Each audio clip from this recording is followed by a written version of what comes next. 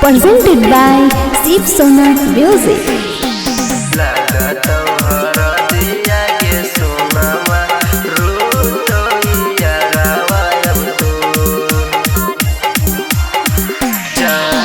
चारी गो मड़ावा के बसावा गड़ई तो अंगनावा बीचे तो चारी गो मड़ावा के बसावा गड़ई तो अंगनावा बीचे तो लागत हरदिया के सोनावा रो तोला भरवा तो लागत हरदिया के सोनावा रो तो चारी गो मड़ावा के बसावा गड़ई तो अंगनावा बीचे तो चारी गो मड़ावा के बसावा गड़ई तो अंगनावा बीचे तो लागत हरदिया के सोनामा रो तो तो लागत हरदिया के सोनामा रो तो तो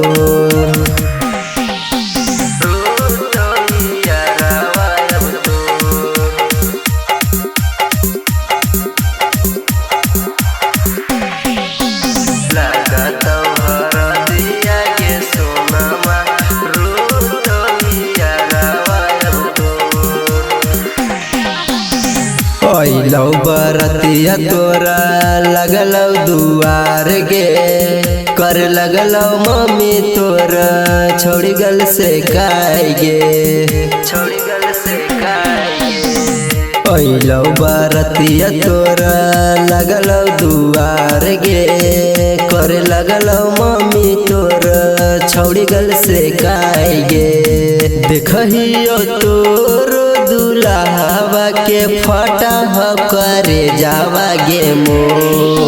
देखो हियो तोर दुल्हावा के फटा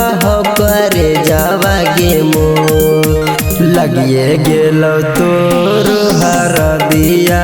रोब होइया रवा गे तो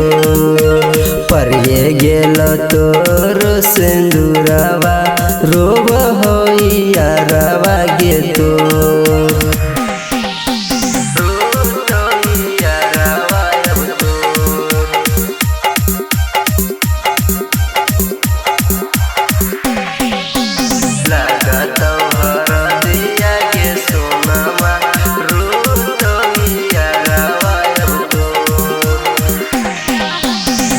साथे जिए मर के खैल हनी क्रिया गे अब कैसे छोड़ देनी रहल भिरिया गे साथे जिए मर के खैल हनी क्रिया गे अब कैसे छोड़ देनी रहल तू भिरिया गे चली कहे गे गे सोनावा 4 बजे भोरावा में छो चली कहे गे सोनावा 4 बजे भोरावा में छो रोवा कमुना जी बैठ के तोरे अंगनावा में रोवा कमुना जी बैठ के तोरे अंगनावा में Presented by Shiv Sona Music.